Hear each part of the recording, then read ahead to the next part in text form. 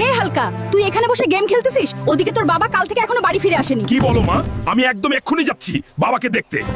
বাবা কোথায় গেল? কোথাও তো দেখতেছি না, নাকি কোনো বিপদ হয়েছে? হালকা ভাই, কালকে রাতে তোমার বাবাকে জমিদারের লোকেরা ধরে নিয়ে গেছে। কি আমার বাবার যদি কিছু হয় তাহলে জমিদারের জমিদারগিরি পুতকিতে ঢুকিয়ে দেব।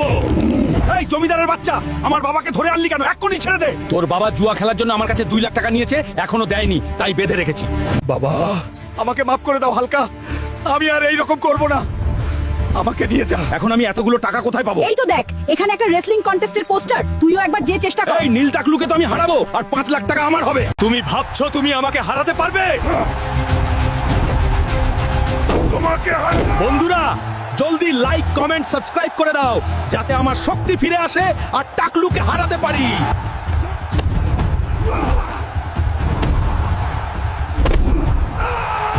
আজকের কুস্তি খেলায় উইনার হলো আমাদের সবার প্রিয় হালকা।